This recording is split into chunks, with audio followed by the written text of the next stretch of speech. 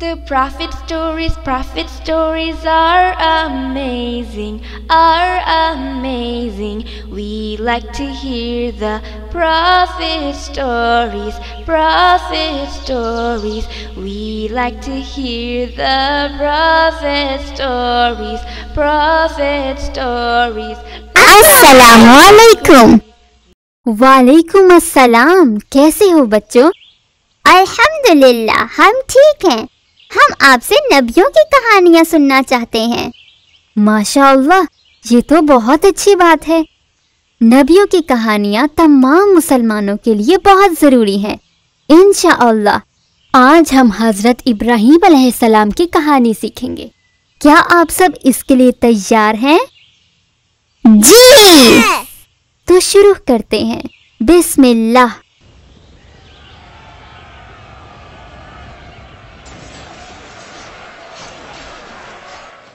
हज़रत इब्राहीम अलैहिस्सलाम हज़रत नूह अलैहिस्सलाम के बाद 10वीं नस्ल में से थे और वो बाबुल में पैदा हुए।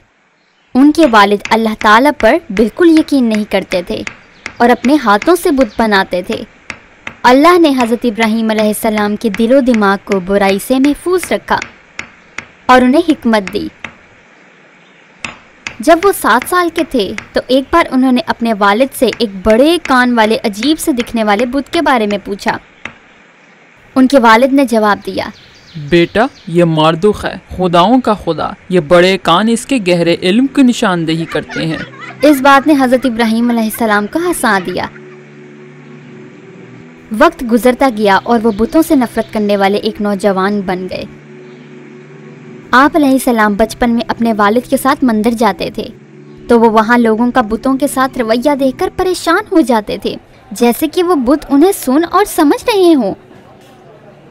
पहले तो उनके लिए ये मजाक था, लेकिन फिर उन्हें लोगों की बेवकूफ़ी पर गुस्सा आने लगा।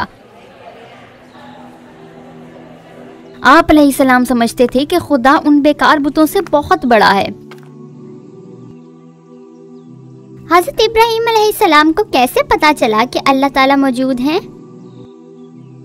हाँ, इसके पीछे की कहानी दिलचस्प है। एक रात हज़रत इब्राहीम अलैहिस्सलाम ने अपना घर छोड़ दिया और पहाड़ पर चले गए। आप अलैहिस्सलाम आसमान, सितारों और चांद के बारे में सोचने लगे जिन्हें लोगों ने अपना खुदा बनाया हुआ था। लेकिन आप अलैहिस्सलाम के दिल ने कहा कि ये सब खुदा कैसे हो सकते हैं कि इन्हें हम कभी देख सकते हैं और कभी नहीं। वो मुसलसल खुदा की तलाश कर रहे थे। एक दिन अल्लाह ताला ने आप अलैहिस्सलाम को सच्चाई का रास्ता दिखाया। आप अलैहिस्सलाम को यह जानकर बहुत खुशी हुई कि अल्लाह ही उनका वाहिद और सच्चा खुदा है। हज़रत इब्राहीम अलैहिस्सलाम की नई जिंदगी शुरू हुई। उनका मकसद अपने लोगों को सच्चाई की तरफ बुलाना था। आप अलैहिस्सलाम ने अपने वालिद को इस्लाम की दावत दी, लेकिन उनके वालिद बहुत खफा हुए और उन्हें खबरदार किया कि अगर वो ये काम करते रहे तो उनके वालिद उन्हें सख्त सजा देंगे। उनके वालिद की तरह बाकी लोगों ने भी उनका कहा ना माना और उन्हें धमकी दी। ओहो, वो बहुत बुरे थे। फिर उन्होंने क्या किया? क्या आप अलैहिस्सलाम ने लोगों को ये बताने के लिए कि अल्लाह एक है कोई मंसूबा बनाया? हाँ, फिर आप अलैहिस्सलाम ने उनके बुतों को तोड़ने का फैसला किया। एक बड़ी तकरीब के दौरान जब सब लोग दरिया के किनारे थे, आप अलैहिस्सलाम ने एक कुल्हाड़ा लिया और मंदिर की तरफ चल पड़े और सारे बुतों को तोड़ डाला, सवाए उसके जो एक बहुत बड़ा बुत था। आप अलैहिस्सलाम ने मंदिर से निकलते हुए उस बड़े बुत के गर्दन पे वो कुल्हाड़ी लटका दी। जब लोग वापस आए तो वो ये देखकर हैरान हो गए कि उनके खुदा टुकड़े टुकड़े मंदिर के इर्द गिर्द बिखरे पड़े हैं। वो सोचने लगे कि उनके बुतों के साथ ये कौन कर सकता है, और फिर हज़रत इब्राहीम अलैहिस्सलाम का नाम उनके जहन में आया। वो आप अलैहिस्सलाम को मंदिर में लाए और उनसे पूछा, क्या वो तुम हो जिसने हमारे खुदाओं के साथ ये किया है? आप अलैहिस्सलाम ने फरमाया, अपने बड़े वाले बुत से पूछो ना जो सलामत है। उन्होंने आपसे कहा, तुम्हें अच्छी तरह से पता है कि ये बुत बोलते नहीं हैं, پھر آپ علیہ السلام نے انہیں کہا کہ تم ان بتوں کو کیوں پوجتے ہو جو نہ بولتے ہیں اور نہ دیکھتے ہیں اور نہ ہی خود کو بچا سکتے ہیں۔ انہیں اس بات کا اندازہ ہوا کہ وہ غلط تھے، لیکن ان کے غرور نے ان کی اس بے وقوفی کو تسلیم کرنے سے انکار کر دیا۔ انہوں نے آپ علیہ السلام پر چیخنا شروع کر دیا، اسے جلا دو، اسے جلا دو۔ کیا وہ واقعی آپ علیہ السلام کو جلانا چاہتے تھے؟ ایک بہت بڑی آگ سے تو وہ مر جائیں گے۔ کیا آپ کو یقین ہے کہ وہ آپ علیہ السلام کو اس بات پر مارنا چاہتے تھے؟ ہاں، لیکن اللہ تعالیٰ کا کچھ اور ہی ارادہ تھا۔ وہ لوگ حضرت ابراہیم علیہ السلام کی تاکید نہیں سننا چاہتے تھے۔ پھر انہوں نے آپ علیہ السلام کو زنجیروں میں باندھے رکھا اور اپنے بدلے کے بارے میں سوچا۔ ان کے دلوں میں نفرتیں بھڑک رہی تھیں۔ انہوں نے حضرت ابراہیم علیہ السلام کو سب سے بڑی آگ میں پھینکنے کا فیصلہ کیا جتنی بڑی وہ بنا سکتے تھے۔ انہوں نے ایک گہرا گڑھا کھودا اور اس کو جلتی ہوئی لکڑیوں سے بھر دیا اور ایک بہت بڑی آگ لگا دی۔ لوگ آگ کی تپش کی وجہ سے اس سے دور ہٹ رہے تھے۔ انہوں نے آپ علیہ السلام کو ایک بہت بڑی گلیل میں رکھا اور ان کے ہاتھ اور پاؤں کو باندھ دیا۔ وہ آپ علیہ السلام کو اس آگ میں پھینکنے کے لیے تیار تھے، اور اسی وقت حضرت جبرائیل علیہ السلام ان کے سر کے پاس آئے اور پوچھا، اے ابراہیم، کیا تم کسی چیز کی خواہش رکھتے ہو؟ کیا ابراہیم علیہ السلام نے آگ سے بچنے کی خواہش کی؟ آپ علیہ السلام نے صرف یہی کہا کہ اللہ تعالیٰ ان سے راضی ہو جائیں۔ اب گلیل چھوڑ دی گئی اور حضرت ابراہیم علیہ السلام کو آگ میں پھینک دیا گیا، لیکن اللہ تعالیٰ نے اپنے پیغمبر کو مرنے کی اجازت نہیں دی۔ اللہ نے آگ کو حکم دیا، پیغمبر کے لیے ٹھنڈی اور محفوظ ہو جاؤ۔ پھر یہ معجزہ ہوا، آگ نے اللہ کا حکم مانا۔ حضرت ابراہیم علیہ السلام آگ سے ایسے باہر آئے جیسے وہ کسی پرسکون باغ سے آ رہے ہوں۔ آپ علیہ السلام کا چہرہ چمک رہا تھا۔ آپ علیہ السلام کے کپڑوں پر دھوئیں کے کوئی نشان نہ تھے۔ لوگ یہ دیکھ کر حیران ہو گئے اور کہا، شاندار! ابراہیم کے خدا نے اسے آگ سے بچا لیا۔ اس کہانی کے 2 سبق ہیں، مجھے کون بتا سکتا ہے؟ مجھے پتا ہے۔ اللہ تعالیٰ یہی دیکھنے کے لیے حضرت ابراہیم علیہ السلام کا امتحان لینا چاہتے تھے کہ آپ علیہ السلام کا اللہ پر یقین کتنا مضبوط ہے۔ مجھے دوسرا سبق پتا ہے، اللہ نے یہ معجزہ لوگوں کو دکھانے کے لیے کیا کہ حضرت ابراہیم علیہ السلام واقعی پیغمبر ہیں، تاکہ لوگ آپ علیہ السلام پر ایمان لے آئیں اور ان کی باتوں کو مانیں۔ ماشاءاللہ، بالکل صحیح۔ اس کے بعد بابل کے بادشاہ نمرود نے جب یہ واقعہ سنا تو وہ بہت غصہ ہوا۔ وہ آپ علیہ السلام سے بحث کرنا چاہتا تھا اور اپنے لوگوں کو دکھانا چاہتا تھا کہ وہ بادشاہ یقیناً خدا ہے اور حضرت ابراہیم علیہ السلام جھوٹے ہیں۔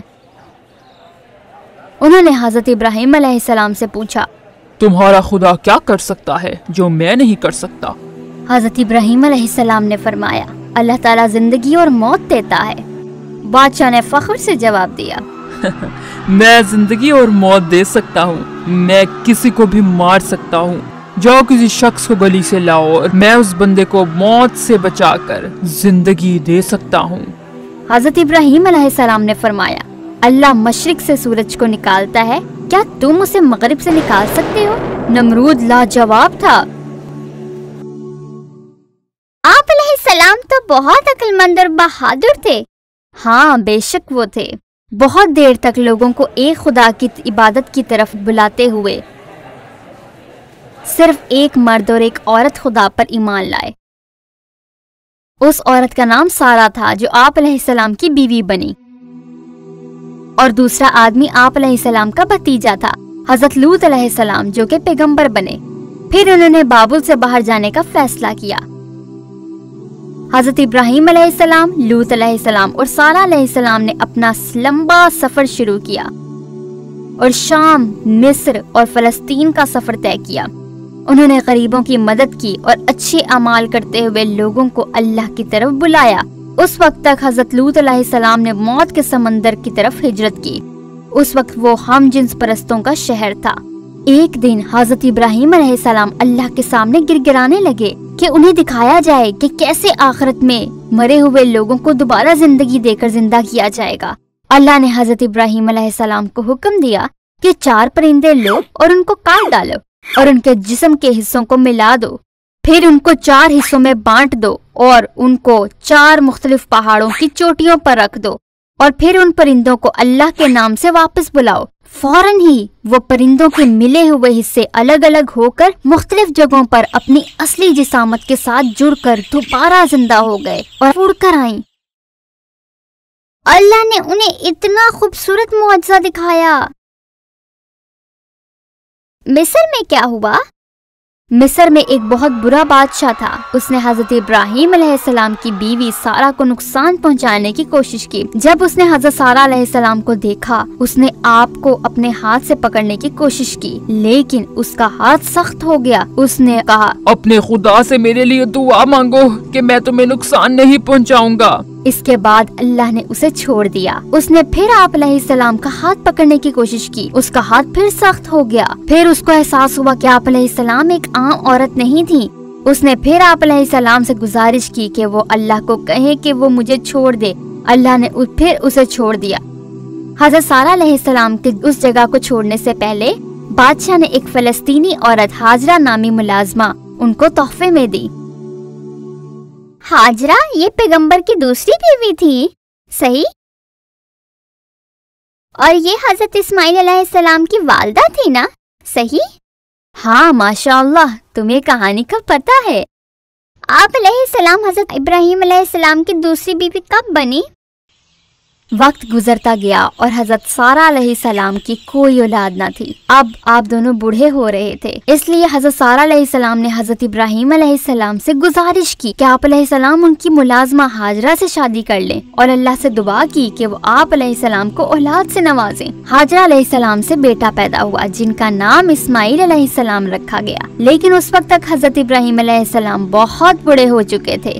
اچھا، مجھے اب سمجھ آیا۔ اب میں آپ کو زمزم کی کہانی سناؤں۔ اللہ تعالیٰ کے منصوبے کے مطابق ایک دن حضرت ابراہیم علیہ السلام نیند سے جاگے اور انہوں نے اپنی بیوی سے کہا کہ وہ خود کو اور اپنے بیٹے کو ایک لمبے سفر کے لیے تیار کریں۔ اس وقت حضرت اسماعیل علیہ السلام ایک چھوٹے سے معصوم سے بچے تھے۔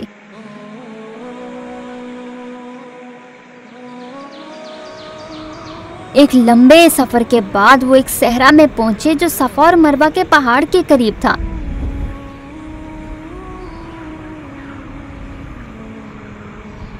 اس ندی پر کوئی پھل اور پانی نہ تھا، اس ندی پر زندگی کا کوئی امکان نہ تھا۔ اللہ تعالیٰ کے منصوبے کے مطابق حضرت ابراہیم علیہ السلام انہیں تھوڑے سے پانی اور کھانے کے ساتھ وہاں اکیلا چھوڑ گئے، جو مشکل سے صرف 2 دن تک چل سکتا تھا۔ حضرت حاجرہ علیہ السلام نے آپ سے پوچھا کہ وہ کیوں اس صحرا کے علاقے میں انہیں اکیلا چھوڑ کر جا رہے ہیں۔ آپ علیہ السلام نے ان کا کوئی جواب نہ دیا۔ انہوں نے آپ علیہ السلام سے پوچھا، کیا اللہ نے آپ کو ایسا کرنے کا حکم دیا ہے؟ نبی نے جواب دیا، ہاں۔ پھر آپ کی عظیم بیوی کو احساس ہوا کہ وہ اکیلی نہیں ہے، اللہ تعالیٰ ان کے ساتھ رہیں گے۔ حضرت حاجرہ علیہ السلام حضرت اسماعیل علیہ السلام کا خیال رکھتی رہیں اور پانی پیتی رہیں جب تک کہ وہ ختم نہ ہو گیا۔ آپ علیہ السلام پھر بہت پیاسی ہو گئیں اور بچہ رونے لگا۔ آپ علیہ السلام انہیں مروہ کی پہاڑی پر چھوڑ گئیں اور قریبی پہاڑی کی طرف بھاگیں جس کا نام صفا تھا۔ وہ وہاں کھڑی رہیں اور دیکھتی رہیں کہ شاید آپ علیہ السلام کو کوئی نظر آئے، مگر انہیں کوئی نظر نہ آیا۔ آپ علیہ السلام صفا اور مروہ کے درمیان 7 مرتبہ بھاگیں۔ جب آپ علیہ السلام آخری مرتبہ مروہ کی پہاڑی پر پہنچی تو آپ علیہ السلام تھک چکی تھیں۔ آپ علیہ السلام بچے کے پاس بیٹھ گئیں۔ پھر انہوں نے ایک آواز سنی۔ آپ علیہ السلام کھڑی ہوئی اور مدد کے لیے پکارنے لگی۔ انہوں نے ایک فرشتے کو زمین کھودتے دیکھا جب تک کہ وہاں سے پانی نہ بہنے لگے۔ آپ علیہ السلام نے اس کے گرد ایک بیسن بنایا۔ آپ علیہ السلام نے اپنے ہاتھوں سے پانی لیا، پیا، اپنی مشک بھری اور اپنے بچے کو پلایا، اور وہ جگہ جہاں سے پانی نکلا زمزم تھی۔ واہ، کیا معجزہ ہے! لیکن وہ وہاں اکیلے رہے، وہ ضرور خوفزدہ ہو گئے ہوں گے۔ ان کو زندہ رہنے کے لیے خوراک بھی چاہیے ہوگی نا، وہ وہاں مشکل سے ہی موجود ہوں گی۔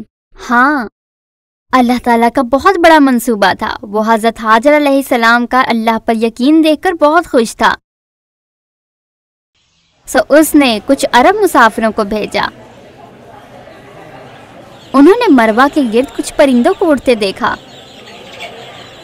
वो जरूर पानी के गिर्द उड़ रहे होंगे। जब वो लोग पानी पर पहुंचे तो उन्होंने हजरत हाजरा अलैहिस्सलाम को देखा और पूछा, क्या आप हमें अपने साथ रहने और ये पानी इस्तेमाल करने की इजाज़त देंगी? वो राजी हो गई और वो लोगों को देखकर बहुत खुश हुई।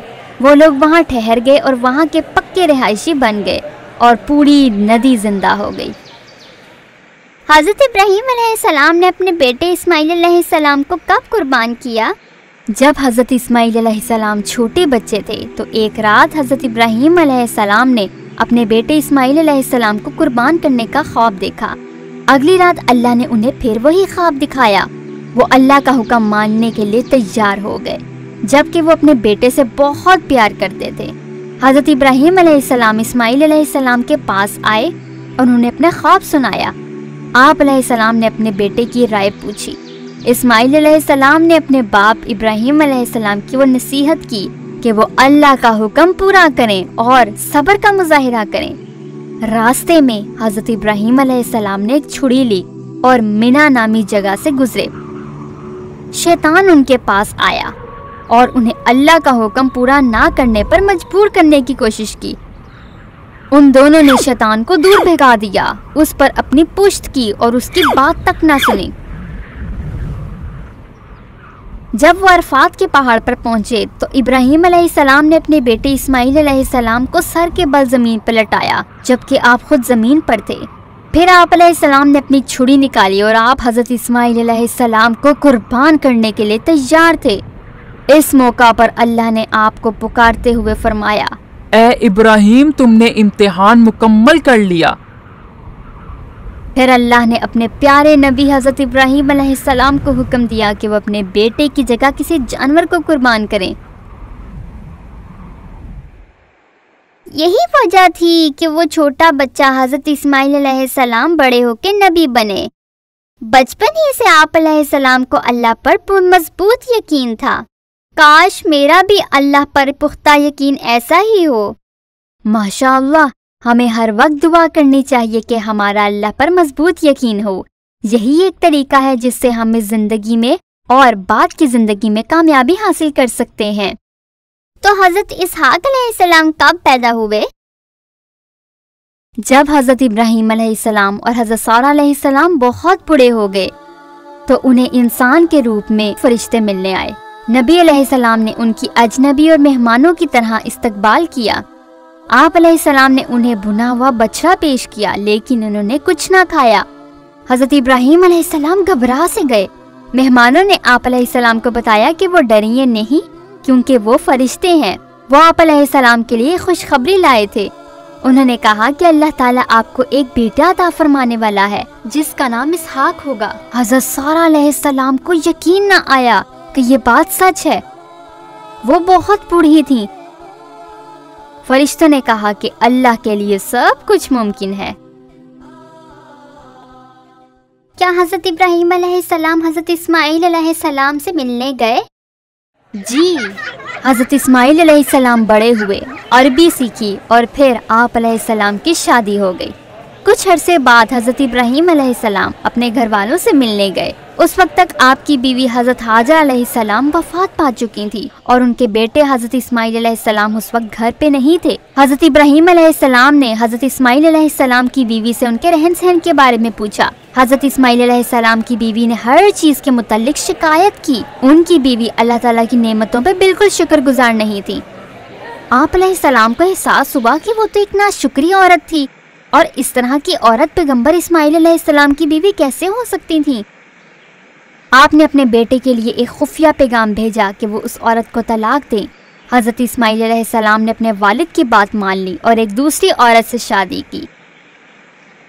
कुछ अर्सा बाद हज़रत इब्राहीम अलैहिस्सलाम दोबारा अपने बेटे से मिलने आए और उन्होंने देखा कि हज़रत इस्माइल अलैहिस्सलाम ने एक बहुत अच्छी औरत से शादी की थी। वो औरत अल्लाह की नेमतों पर बहुत शुक्रगुजार थी। काबा कब तामीर हुआ था? अब काबा को तामीर करने का वक्त आ गया था। अल्लाह ने हज़रत इब्राहीम अलैहिस्सलाम को हुक्म दिया کہ اس کی عبادت کے لیے ایک گھر تعمیر کرو۔ آپ علیہ السلام کعبہ تعمیر کرنے کے لیے حضرت اسماعیل علیہ السلام کے پاس گئے۔ پھر انہوں نے کعبہ کی بنیاد کھڑی کی۔ کعبہ کی بنیاد کا پتھر جنت سے آیا۔ آج یہ پتھر کعبہ کے کنارے پہ نظر آتا ہے اور یہ کالے پتھر کے نام سے جانا جاتا ہے۔ حضرت اسماعیل علیہ السلام پتھر لائے جبکہ حضرت ابراہیم علیہ السلام نے دیوار تعمیر کی، اور جب وہ دیوار اونچی ہو گئی تو حضرت اسماعیل علیہ السلام ایک پتھر لائے اور اپنے والد کے لیے وہاں رکھا تاکہ وہ اس پر کھڑے ہو سکیں۔ اس پتھر کو مقام ابراہیمی کہا جاتا ہے۔ آخر کار انہوں نے تعمیر مکمل کر لی۔ پھر انہوں نے اللہ سے دعا کی کہ وہ ان کی ان خدمات کو قبول کرے۔ حضرت ابراہیم علیہ السلام کب تک زندہ رہے اور آپ کی قبر مبارک کہاں ہے؟ آپ علیہ السلام 175 سال تک زندہ رہے۔ آپ علیہ السلام کی زندگی واقعات، امتحانات اور آزمائشوں سے بھری ہوئی تھی، لیکن آپ کا اللہ پر پختہ یقین تھا۔ جب آپ علیہ السلام کی وفات ہوئی تو انہیں حبرون میں دفن کیا گیا، جو کہ یروشلم کے مغربی جنوب سے 20 میل کے فاصلے پر ہے۔ واہ، یہ تو بہت اچھی کہانی تھی۔ ہاں، یہ واقعی بہت اچھی کہانی تھی۔ انشاءاللہ اگلی بار ہم نبیوں کی اور خوبصورت کہانیوں سے لطف اندوز ہوں گے۔ And thank you so much to all of our supporters and donors. Those who are supporting us by giving a one-time donation, and those who are supporting us every month with their monthly donation, thank you so much. May Allah subhanahu wa ta'ala accept you to be part of this great organization and give you the highest reward to you and your family in this world and the hereafter. The Prophet Story.